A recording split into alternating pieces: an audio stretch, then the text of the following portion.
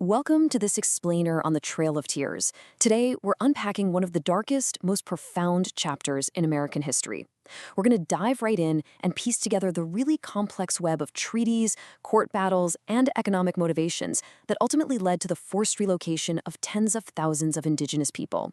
Let's get started. Think about this for a second. When a veteran of the American Civil War describes an event as the cruelest work I ever knew, it immediately tells you just how heavy and horrifying this history is. This quote from a Georgia volunteer soldier really captures the undeniable brutality of this state-sponsored campaign. To truly understand American history, we have to look at the reality of these events head-on.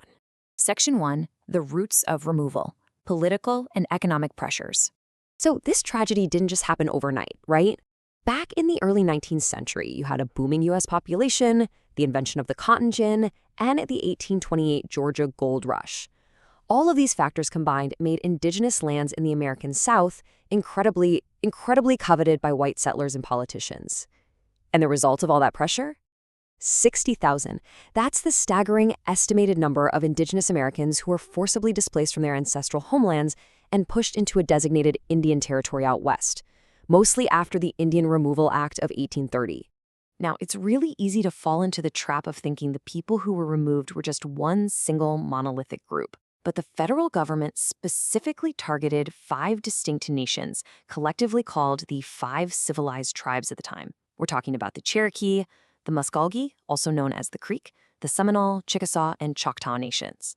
And the tragic irony here is that by 1830, a lot of these nations were already largely assimilated into the regional economy. I mean, they had thriving agriculture, complex governments, and some even took part in the southern plantation economy, including holding enslaved people. They were deeply integrated into the fabric of the region.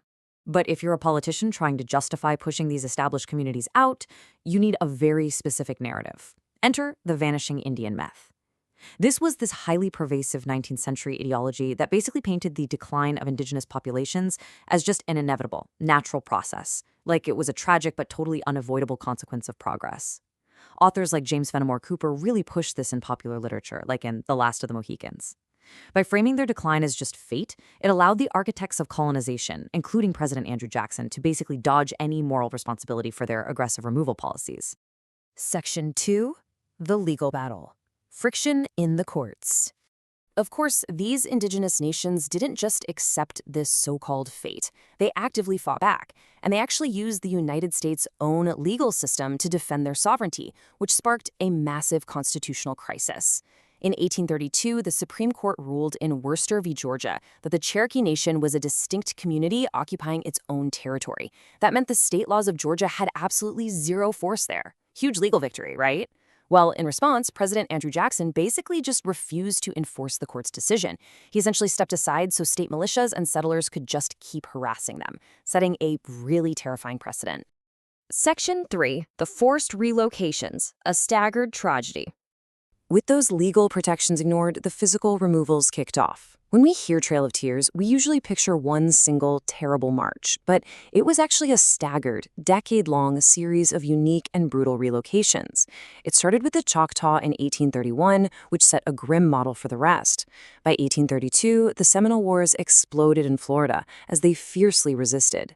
In 1834, the Creek faced dissolution.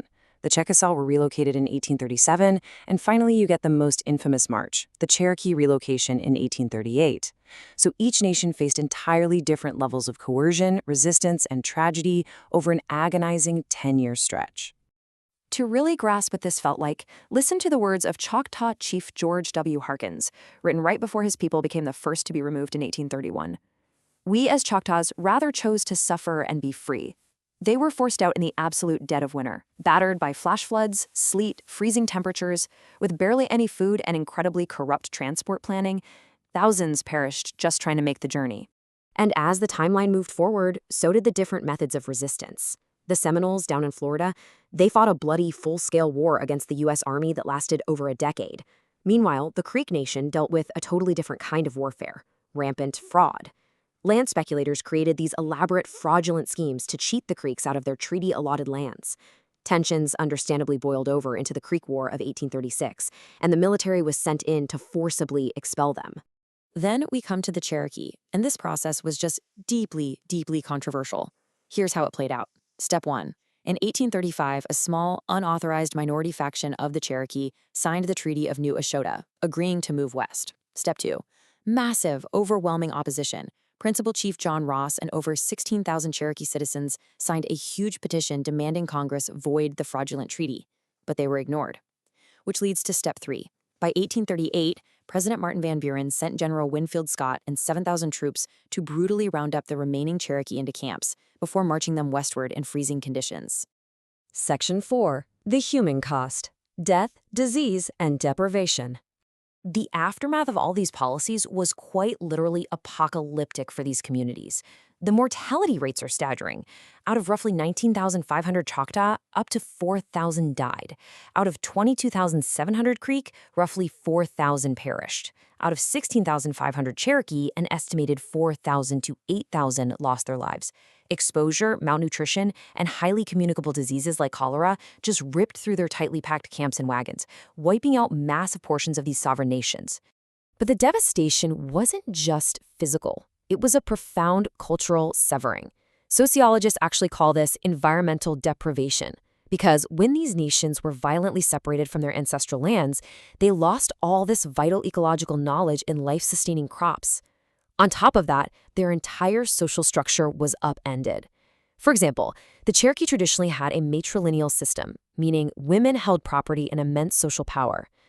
The pressure of removal forced them to adopt the U.S. government's imposed patriarchal capitalist system, radically changing their traditional way of life forever. Finally, Section 5, the historical legacy: how we remember. It's absolutely crucial to look at how modern historians classify these atrocities today, because, let's face it, the language we use entirely shapes how we understand the past. One of the biggest ongoing debates right now centers around a tough question. Was the Trail of Tears an act of ethnic cleansing, or was it genocide? Let's take an objective look at how the academic world breaks down the legal and sociological terminology here.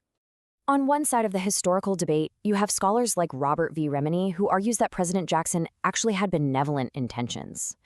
Remini's stance is that Jackson genuinely believed Native populations would face total annihilation by white settlers if they stayed, and that removal, even if deeply flawed in execution, was intended to save them.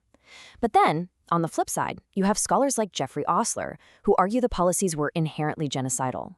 They point out that the threat of extermination was deliberately used as a tool to force compliance.